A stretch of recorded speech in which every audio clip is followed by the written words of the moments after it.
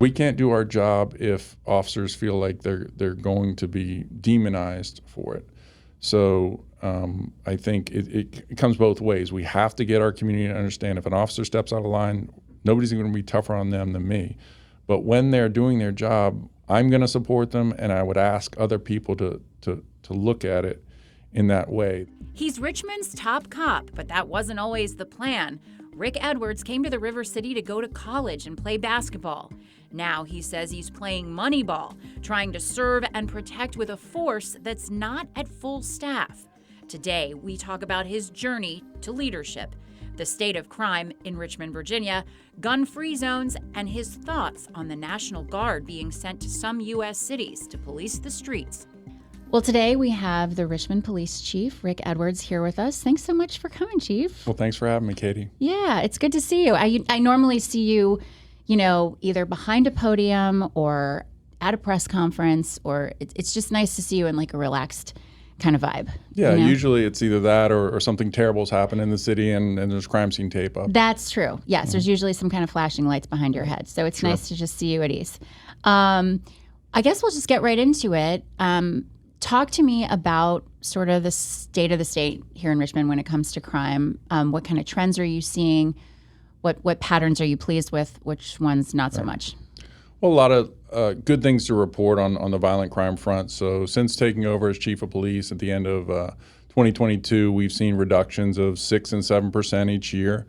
This year, we're about flat on violent crime, so we're fighting those good numbers. But this year, something different's happening where we're starting to see reductions in our property crime. So last couple of years, a big topic for us was motor vehicle thefts. We saw a spike nationwide. That's calming down and getting back to normal.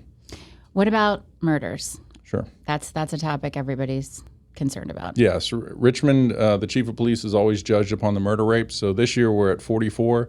We were at 44 this time last year, and last year was a significant reduction. So for the last several years, we've averaged around 63 murders or so with an outlier after 2020. So in 2021, we saw a rather large spike of 90 murders.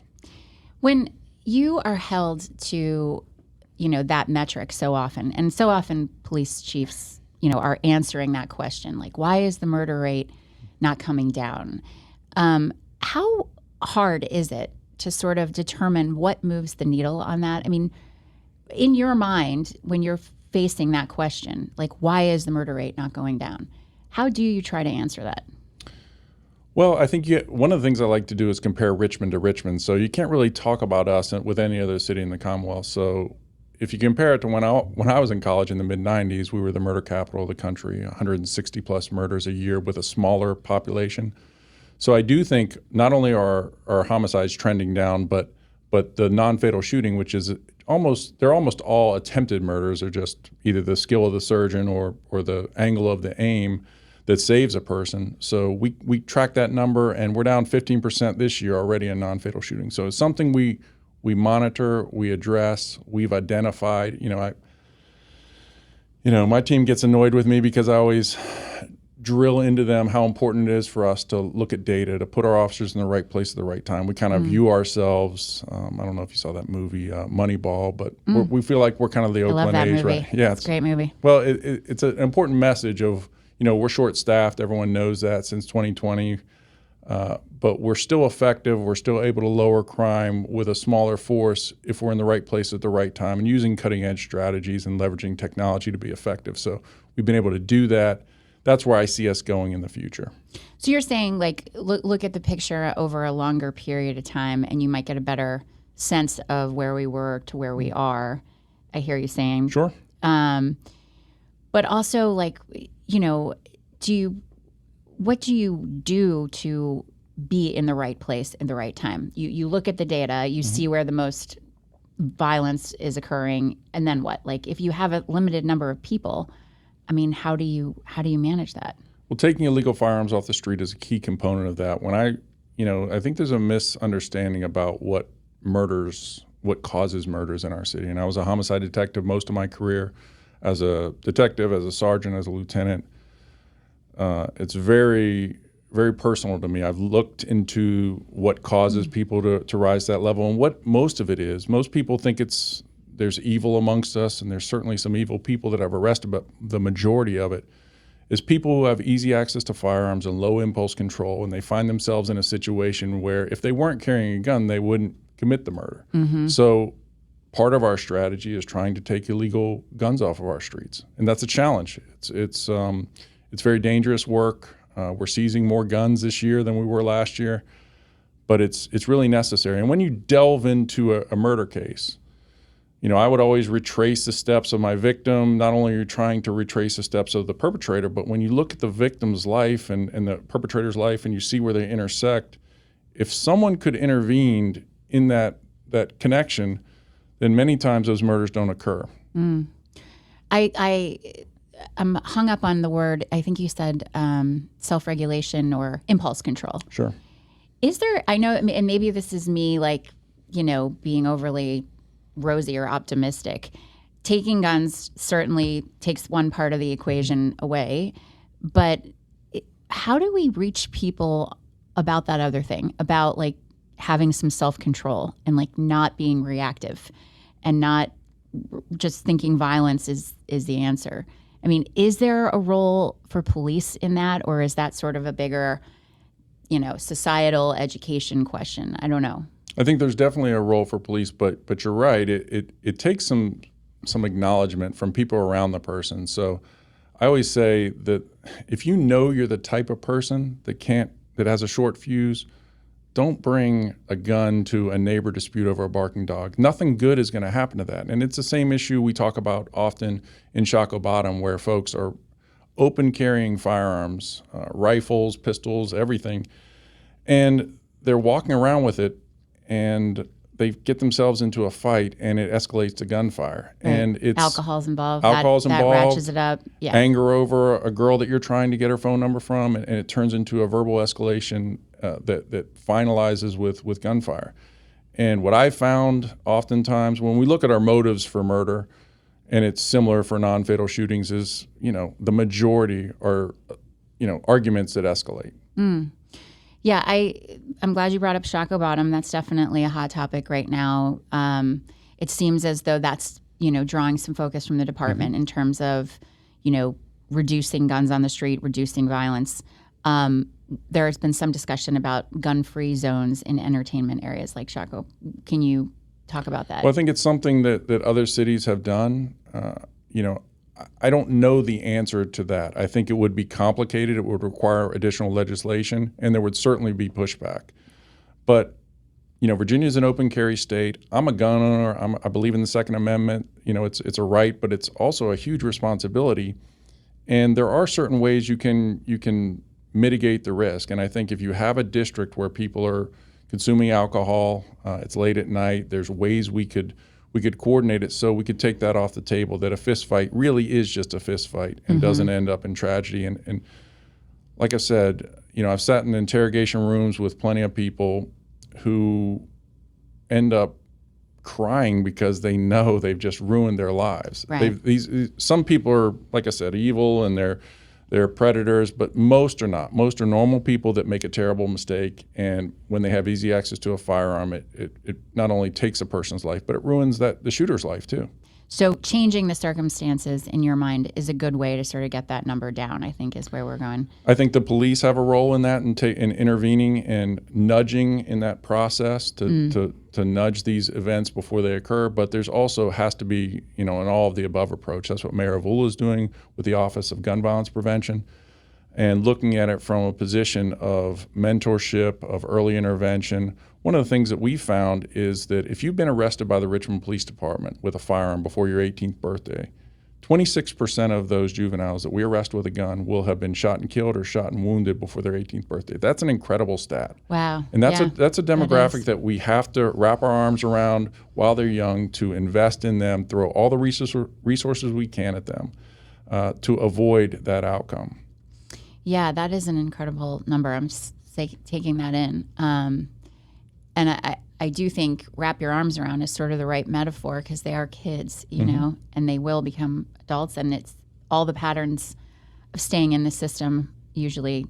Well, sure. Once you have an adult felony conviction, there's a path you're going down. It's going to be harder to get a job. It's going to be harder to live in society. And I think that if we can avoid that for our youth, it's worth the effort, time, and resources. Back to the gun-free zone, and then I'm going to close the loop on that real quick. Have you looked into other cities that have done this, and what has been their challenge or outcome? Has it been successful in other places? Yes, I think places like Times Square and other cities have done that, designated those zones. And in fact, we've done it for parks, so you can't open carry a firearm in a public park. So, and certain events, we can curtail that. So I think, the open carry means very little in most parts of our state, like in some of the surrounding rural counties. It's irrelevant. But for us, it enables people to walk around with firearms. And then, like I said, many people view open carrying a firearm as a shield for them, like it's protecting them. What we find is it's almost like a magnet for bullets, like you are attracting attention. People will try to rob you and take that gun from you. And then you have a very difficult dilemma is if you're fighting with a person and you have a gun, you can't have a normal fight because there's always one. It's the same issues police have. There's always one gun in every encounter we have. And if you're open carrying, there's a gun in the mix, and it's not necessarily your gun. It is a gun that if someone gets a hold of, can kill you with it. So you're ratcheting the threat level up if you're carrying a firearm and you're not responsible enough to deal with it. Do you think, because I know you're a data guy, do you think that the crime data from Shockoe Bottom supports having a gun-free zone there? We could definitely make that case. There's enough critical incidents. We've had homicides there. We've had people shooting guns in the air, which is a ridiculous thing to do, but we've seen it time and time again. There's videos all on social media showing that behavior, and I think we could definitely sell that. Yeah, I mean, I'm sure that other cities have had to make the same case, and as you said, I'm sure there's pushback from people who say, the Second Amendment should be everywhere, it shouldn't be limited, but in a concentrated entertainment zone where drinking is prevalent, and and the argument can be made too. We will make officers available there for security. So the idea that you have to necessarily protect yourself, I think, is mitigated a bit when we have officers, and we're spending tons of money and resources protecting Shockoe Bottom, but also the same behavior we see at Shockoe Bottom occurs at other pop-up parties. That's what we're seeing now too, where people will meet on social media. You'll have 200, 300 people show up, and people are open carrying, and it's fine until there's a fight, and then everyone's armed. Right. Would you characterize the violence in Shockoe Bottom as under control at this point, or do you feel like you need more resources?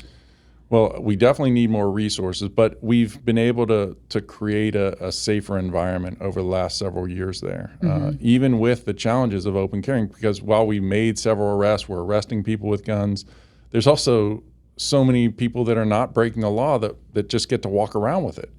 So it's certainly it's better than it's been in the past.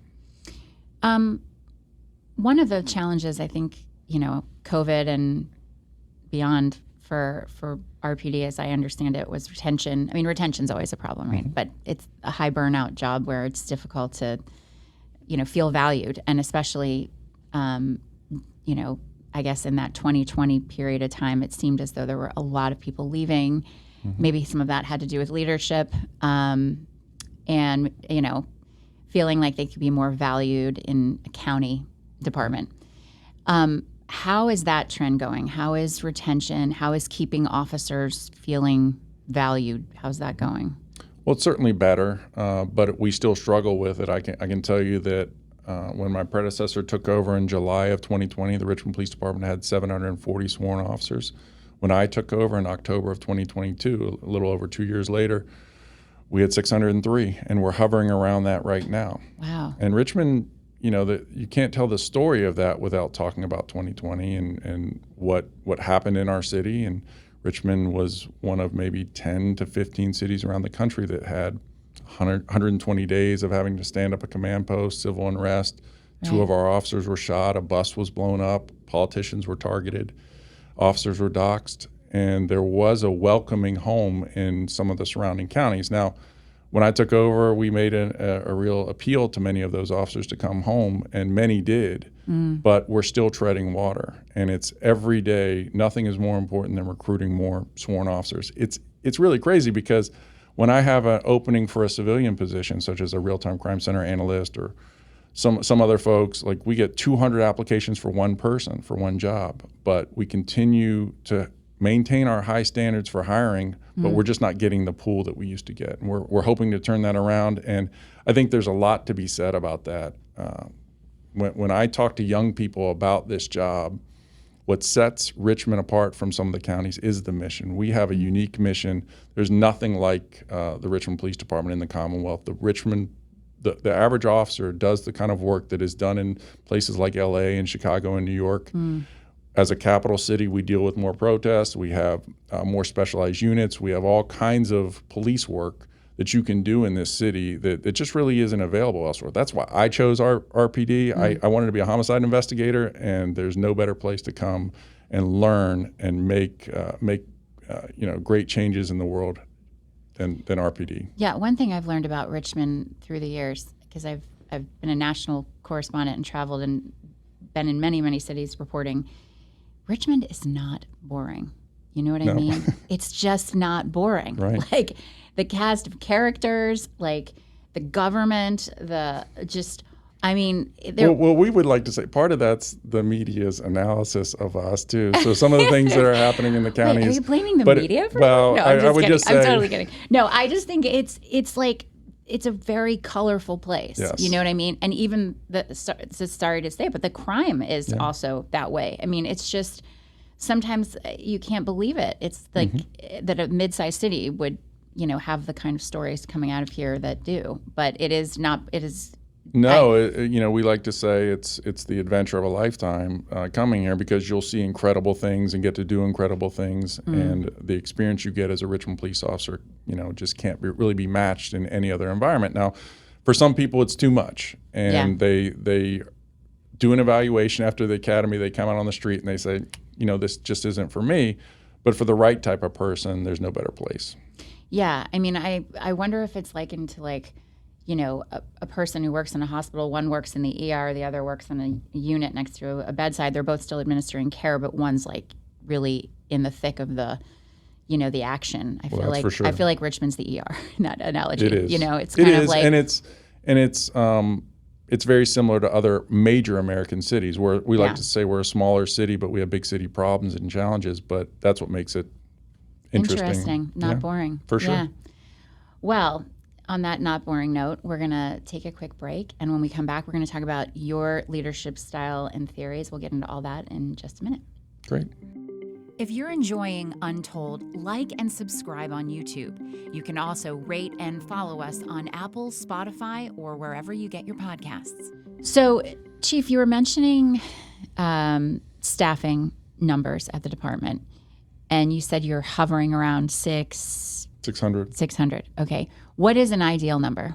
What is like fully staffed? Like in the heyday of like we have more than we need. What's the number? Well, there was arguments to be made that we should have 850 officers. I think if you were to give me an extra even 100, we could move mountains. And because the plan we have and the level of the officers we have are just really incredible. The work they do, the how much care they have in their job. I think we can, when we're leveraging those numbers with the technology we've invested in, it's just really we're moving mountains right now. We're doing incredible work with what we've got. But some of the things that we've had to make very tough decisions about are, I'd like to have more officers on foot. I'd love to have a bike unit that would just deal with our businesses along in Carytown and Broad Street. I think we're involved in so many other things that you wouldn't think are necessarily police related, but dealing with mental health, dealing with the homeless crisis, dealing with all these other challenges that the city faces.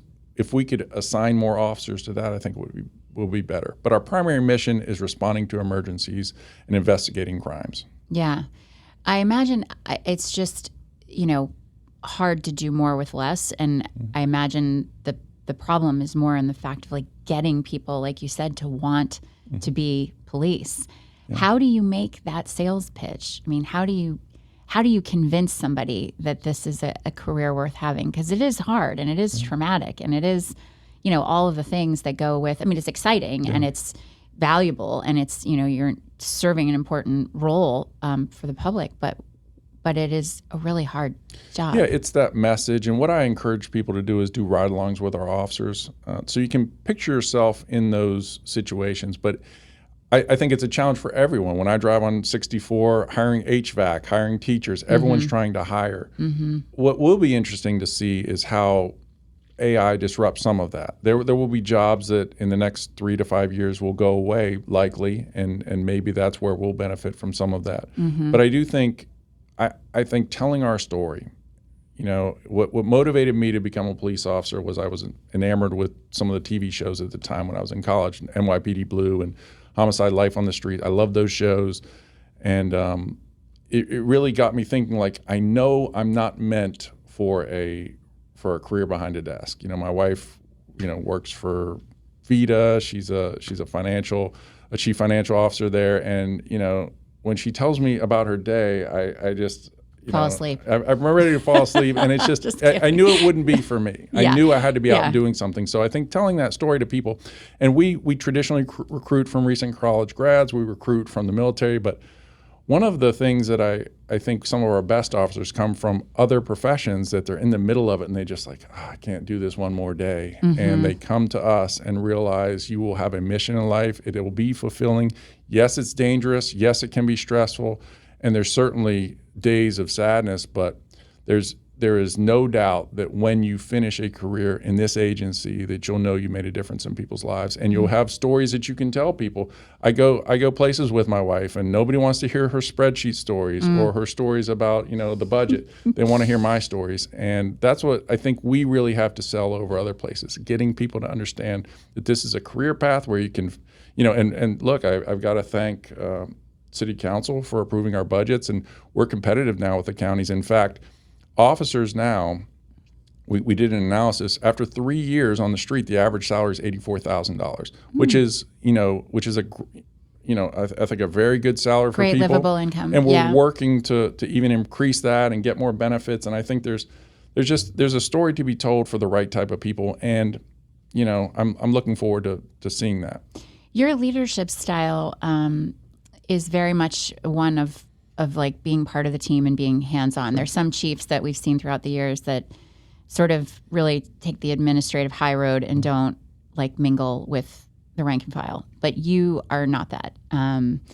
You're out there, and I think, and I hope no one minds me saying so, but I think that has improved morale a lot. I think you've done a lot to inspire the officers that work for you. When you talk to them on the street, the word on the streets about you is usually very positive. It's, they feel like you support them and they feel like you are out there in the fight with them. Right.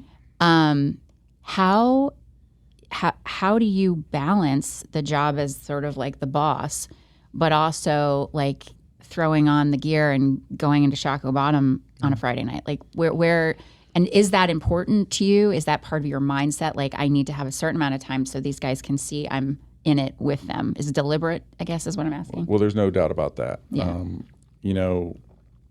I get asked this a lot about my leadership style, and it differs from many police leaders. I think many folks in this business come from the military, and that's kind of what the hierarchical standard sets the tone for them. I have a different style. I was in athletics, and I learned how to be a leader playing basketball and I was always, every team I was on, I was selected to be the captain of that team. And that wasn't some external, it wasn't bestowed upon me by the coach. It was my teammates. And so I learned a valuable lesson of that first you have to win people's respect. And I've also come to realize since being chief, one of the things you have to do is be out there with the guys. They have to see that if I'm going to mandate you're in Shockoe Bottom on the weekends, they don't want to be there and come in on their days off. I'm going to come in on my days off, and my command staff's going to come in on their days off, and we're going to set that expectation. And I think that learning that way and trying to earn their respect is something that I knew very early was important. How How is that process going for you? Do you feel like my reflection of what people said about you connects? I mean, do you feel like these guys see you as the leader you hope to be? I think so. I get a lot of positive feedback from the officers, but I also, you have to, when you take on a leadership role and you're the executive, you're going to have people that don't agree with what you do. You've got to make hard decisions sometimes. Well, you can make hard decisions. Every time you make promotions, you're angering some certain people. But I've just resigned myself to the fact that I can't make everyone happy. I'm going to do what I think's right. And when I leave this job, whether it's tomorrow or 10 years from now, I want to be able to do it with my head held high and know that I did my very best. It's not tomorrow, though, right? Not that I know of. Okay, so. Just checking. Yeah. Just making sure that wasn't some subtle No. Premonition. Do you miss, you mentioned several times working homicide cases and being a detective. Do you miss sort of rolling up your sleeves and doing that kind of work? I imagine it was kind of thrilling. Yes, and there was again, I'm kind of an anomaly in that I didn't aspire to be a chief of police. I had considered being a homicide detective my whole career. I did that until I didn't apply for sergeant until my 12th or 13th year. So I had considered that, and it is hard for me. And the detectives now, I'm quite sure, are laughing when they're looking at this because I still have my own opinions on their cases. And I'll say, hey, have you thought about doing this? And I'll send them texts in the middle of the night. And that, again, is not protocol. The chief shouldn't be directly questioning about cases, but I can't help myself because I think at heart, I love puzzles and solving problems. And when I'm reading reports, I'm like, hey, I wonder if they thought of doing this. And there's it's not a gotcha. It's not like trying to poke show holes them. in their case. No, or it's literally just like, hey, have you thought of this? Right. And I did love that part of it. I think there's a lot of things in policing that people can object to. I think there's people who think that, hey, the war on drugs shouldn't be fought, or certainly immigration is now a hot topic about law enforcement. But I think everyone understands that there's no higher calling in law enforcement than speaking for the dead and representing their families and getting justice for people. And that is a profound thing to get to do as law enforcement. And the detectives that we entrust doing that work now are really the best. And I think it's just one of those things that for me was really meaningful, and I continue to see myself, even though I'm in a managerial role, I see myself as a problem solver and an investigator in that way. It's interesting that you say that you've had this pattern in your life of sort of being, I don't know if nudged or guided towards leadership, but that really wasn't necessarily always your goal. I mean, most times this job, I don't want to say most times, a lot of times the job is sort of for someone who's more political and driven to be in power. You know what I mean? You seem sort of not unpolitical, but not too concerned about, winning votes, so to speak. Not that anyone votes for you, but you know what I mean. You seem more maybe the steady, calm, regulated guidance in the storm of, what was a very disrupted department, I think, when you took over. Sure. Do you see that sort of mindset as being accurate, what I just characterized as sort of being steady, calm, not reactive, not political? I think, I definitely try to stay out of politics and just focus on the mission of policing. And Mayor Stoney said this to me when I took the acting job. He said to me, I don't want to be the chief of police. I'm hiring you as an expert so you can advise me and you run the police department. And at the end, when he finally left office, I think one of the last compliments he gave me was, for the last 2 years, I haven't had to worry about the problems of the police department. You handled that. And that's was my goal. It's not to, it's to, not that there aren't going to be problems. I'm in the problem business. Right. So it's a matter of how we respond to it, and when something does go wrong, how we address it and fix it. What's your relationship with the current mayor like? Are you guys? He's great. Yeah. Does he feel, is it a similar sort of vibe, like you handle that and I'll stay over here, or is he more Well, I think they both are different personalities, but Mayor Avula is very engaged, obviously, extremely intelligent. And the question I get asked all the time by people is he really like that nice behind scenes? And I'm like, he's exactly the same way. Yeah. So he's a nice person. He's very smart. We've had him on the show. He is that nice. I actually gave him a hard time about it. Nice. I was like, are you really this nice? I mean, I did say to him, I'm like, do you have the ability to like pull out a sharp edge once in a while? Because like he is just generally. Well, he does because he sees problems 10 steps ahead. So I think he definitely has that tough side of him too. But it's always with a smile. But you feel as a mayor supported in the mission that you're trying to do, and like he's got your back. Absolutely. Well, that's a good feeling. I mean, you definitely need that arm of. Well, it's certainly, I mean, there was a world in which I wasn't kept on as chief. That certainly was something I'd prepared for. But in both ways, maybe the mayor would have wanted to go a different direction, or maybe it just wouldn't have been a good fit. So, right. And I would have stepped away. But it hasn't been that. It's been really interesting working with him. Did he tell you why he decided to sort of move forward with you? I think it was a series of conversations where it was just. He said he appreciated what I had done and saw the value. And the thing about, I think, most folks, and you kind of alluded to it, is they have sources within the organization and within the community who I think spoke highly of me. And so there was never, once we started meeting as the transition was occurring, he was very clear that he wanted to keep me on. Well, it seems as though that is a good working relationship then. And I think as far as, the challenges ahead, it's like imperative that, City Hall and the police are in tandem. I've definitely been a reporter here at times when there was a big disconnect and it doesn't work well for public anyone, safety. Right. Yeah, it really doesn't. I think you have to be aligned and with a overarching vision, and then there has to be trust. So ultimately, the mayor has to trust that all of his direct reports are capable and aligned with his philosophy. Yeah. And is he good at sort of letting you have the freedom that you need to lead the department? I mean, Yes. If your question is he micromanaging the day-to-day operations, Sure. He's definitely not. Yeah. We meet all the time, though, and he is, he wants updates as well as the CAO. And, so he's definitely engaged, but generally speaking, we're aligned on big policy issues, and he again is letting me run the department. Well, that is a good spot to take our second break. And when we come back, we're going to talk about the future, your future, the future of Richmond. We'll be right back.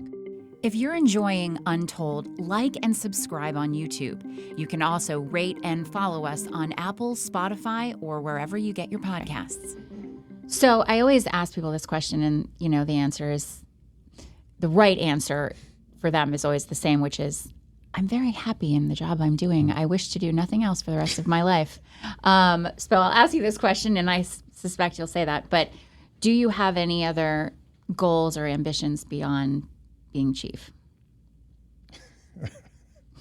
That's an odd question for me. I understand why you would ask it of politicians. Like, I'm not running for anything, But would you be chief as long as they'll have you, or would you? Well, I mean, it's an incredibly difficult job, and there's a reason why. I think I'm coming up on 3 years, so there's a reason why that's kind of the average tenure for a city like Richmond, because it's an up at dawn, all day, 24/7 job, and for myself, like,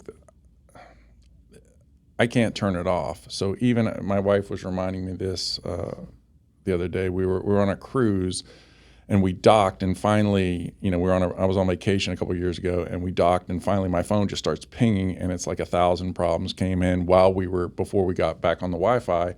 And she's like, you were calling them back, and you were asking for updates, and it's true. I just can't turn it off, and I wish I could. Maybe I could last for 20 years, but it's, so there will be a time where I finally have to walk away, but. But, I'm really enjoying it. Like I said, I enjoy working for Mayor Avula. I enjoyed working for Mayor Stoney. If that changed with, someone that I wasn't good to fit with, I would make a move. So, but at this point, I'm really happy. And the thing for me is, we've had so many people leave our department to be the chief elsewhere. So Eric English, Steve Drew, Scott Booth, many others, Venuti, that have left our department to be chiefs elsewhere. I got to do it in my own department. And when you talk about, like, there's kind of a shorthand in the sense that I know everyone here. I know this city, and I know the men and women of the Richmond Police Department, and I feel a tremendous loyalty to them and want our department to succeed, and I want them to individually succeed.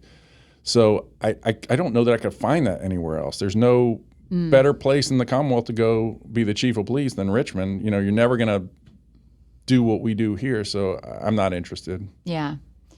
When you encounter someone that lives in the city of Richmond that is concerned about safety and says, there's so much violent crime happening, I just don't feel safe, what do you want them to understand, or what do you want them to know in order to feel safe? Well, the perception of crime is real, and it's important for us to tell that story. That's why every quarter I go before the community and talk about what crimes are occurring. We give tips on how to avoid making yourself a victim.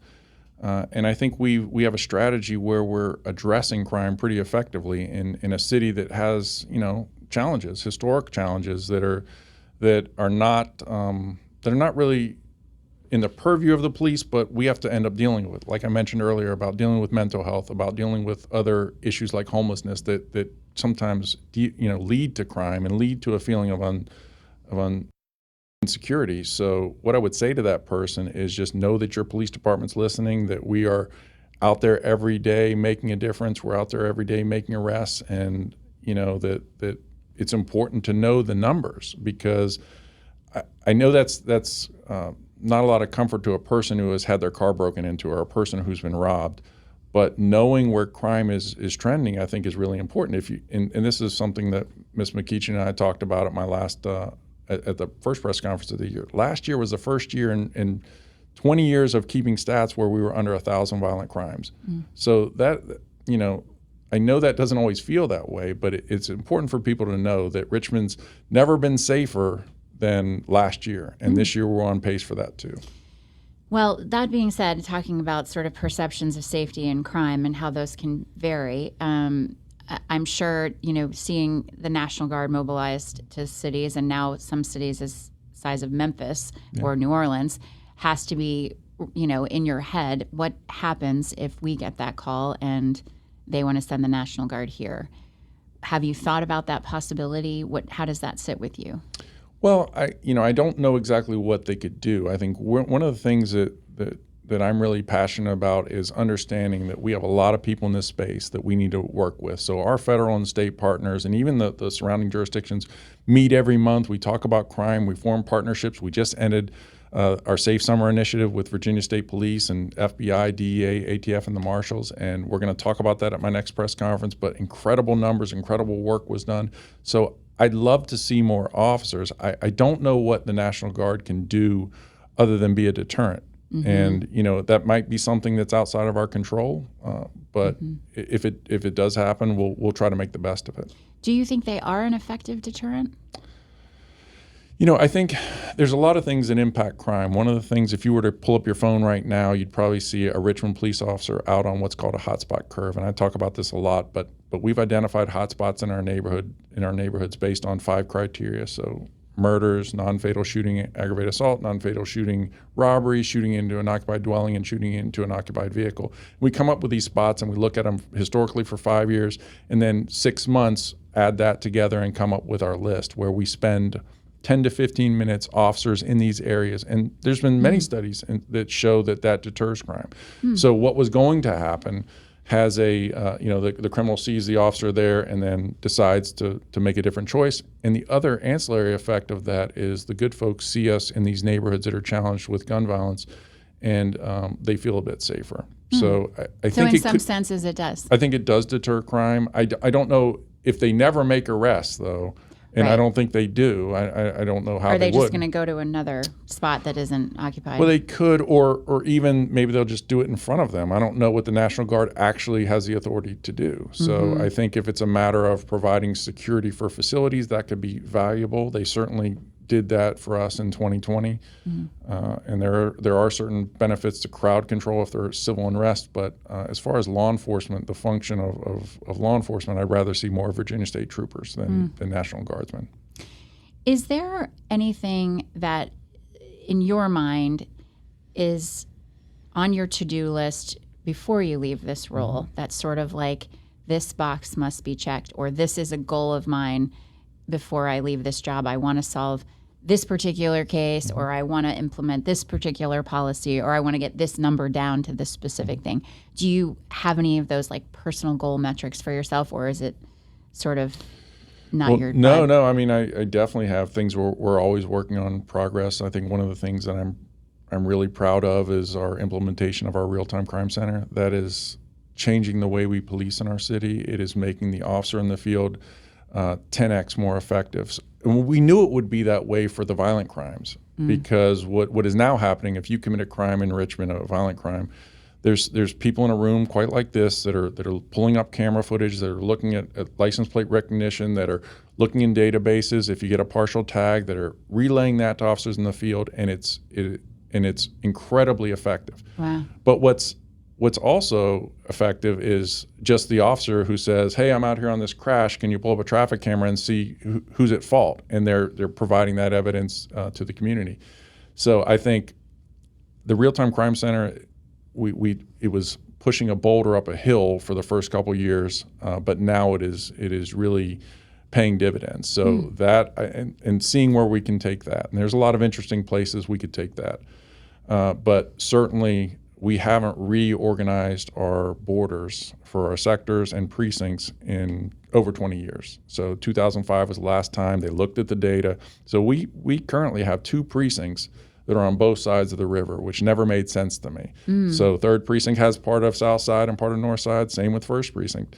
So we partnered with VCU. They helped us with a study looking at all the data, and we're hoping to implement changes with that so that it makes more sense where our population's growing, where the crime trends are going, and have these officers, like I said, we're trying to play Moneyball, so the officer's in the right place at the right time by using the latest data. So hopefully putting that into play, and then building our department back. We just need more people. Yeah. Is there any one case that you worked as a homicide detective that remains unsolved, that's still in your claw as like, I can't let this go? I don't know if I'm like making that up from watching TV shows too much, or if that really happens. Well, I mean, I was blessed to have solved all my cases with the exception of one, and one of them, the person we suspect who did it has passed away. But I think all of our cases, and one of the things that I'm really That's a pretty impressive record, by the way. Well, I was a homicide detective during a really low time in our city, and so I was able to work 3 or 4 cases a year. And when you have that type of time, you can really throw everything at it. And that's what my goal is for our detectives, to a low case load between 3 and 4 a year, so they can really dive into them. But I think all of our unsolved cases have families behind them that miss them, that love them, that want justice. And I've been around enough and spoken to enough victims of violent crime and family members of those who have been killed, and to learn that while it's great to get closure and to go to trial, that life is one way before they get the knock on the door saying their loved one's dead, and then life is just a different way afterwards. But it is better to know what happened. So those folks that are walking around wondering what happened to their loved ones, I think for us, it's those cases are never closed, and if we learn more information, we solve them as we can. And going through and submitting old DNA and other testing that can help break cases, we report on that all the time. So it's never over. Yeah, the technology now, I mean, like I said to you when we got started, we just did a segment on the Marvin Grimm case, in prison for 45 years, and the DNA is, the evidence is what finally exonerated him. I mean, that technology must be just changing a lot when it comes to solving cases, I'm sure. Well, it gets better all the time. More sensitive analysis for DNA. We're getting things back faster. So when I was a detective, and we would submit cartridge casings to the lab. It'd be 6 months later before you'd know if there's a connection. Wow. We're getting those back in days now, and we're making real connections. So that's a big part of our investment in technology. So every ejected cartridge case is like its own fingerprint. It goes into a system, and then we can tell. And one of the crazy things is 30% of the casings we recover link back to another case, so a completely other event. So we're tracking those guns, we're tracing them. We have a whole team that follows up on those cases, and it's just another lead for our investigators. This will be my last question. It's just a broad one, generally about how you feel police are regarded and valued today. Do you feel like people, there have been periods, and as you expressed in 2020, there was a lot of civil unrest and, frankly, a lot of anger towards police, which is, I think, part of the exodus, why people were leaving the profession. Do you feel like there's been any respect restored to those who wear the uniform? Do you feel like, generally speaking, there's any more sense of being valued as an officer now than there was, say, 5 years ago? Well, yes, that's undoubtedly true that we're being valued more, but that period of time caused a lot of harm, and rightfully so, in the sense of, I understand why people were so upset about what happened to George Floyd, but every law enforcement agency got tarred with that same brush, and I think people are finally realizing that police officers have never been held more accountable than they are today. Body cameras have really changed the perception of things, because now it's not he said, she said. We have a real starting point, and we've been open about our officer-involved shootings. We've released fatal officer-involved shootings. We're the only ones in Central Virginia who have done that 2 weeks after we have one, because we believe in transparency, even when it's not easy. And I think when you build that trust back with the community, to know that, no police officer is perfect. We recruit from the human race, but we're trying, and we're trying to be better. And the only thing I've ever asked from, whether it's, political officials to community members to members of the courts, is to give our officers a tiny bit of grace when they're out in the street, because everyone else in the criminal justice system has time and security to determine what the officer could have done better. For that officer in that scenario, the outcome's uncertain. And we've seen tragic results where police officers have been killed for hesitating. And we've also seen officers misinterpret things in a human way and shoot someone that should not have been shot. And I think what I would just ask is that sense of grace to understand that officer doesn't know the outcome, and that his or her life is in danger doing this job. And it's incredibly important, though. When I talk about what happened in 2020 to us, the people that, certainly the officers suffered, our city suffered, though. More people were killed, and these were people in neighborhoods that need us more than anyone else. If you're wealthy in Richmond, you can move, you can hire private security, you can buy security cameras, you can take a lot of steps to keep yourself safe. If you live in an area, one of our hotspots where there's gun violence, you have the Richmond Police Department and 911. That's your security plan.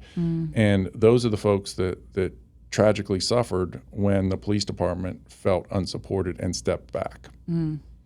Yeah, it was certainly a formula that didn't work. I mean, it in the end of the day, when the trust erodes, public safety does too, I think. And we can't do our job if officers feel like they're going to be demonized for it.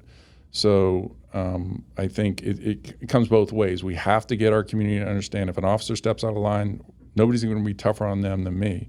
But when they're doing their job, I'm going to support them, and I would ask other people to look at it in that way, that it may look bad on video, or it may look confusing on video, but just understand that you're watching that video knowing the outcome. The officer in the middle of it is wondering what's happening, and it creates an issue where some things can look ugly, and I've never seen a use of force in a police department look pretty. Right. Well, you are telling the truth about your transparency. You definitely get in front of communications often, and we appreciate that. The community appreciates that. And I really appreciate you sitting down with me and just having a chat, Chief. So thanks so much for being here. We hope you'll come back and hang out again. Sure, anytime. Thanks. Great. Untold is a production of WTVR CBS 6. Executive produced by Mike Bergazzi and Catie Beck, directed by Nick Maharaj and Brock Taylor, and edited by April Harshman. Follow the show on Instagram at Untold_WTVR.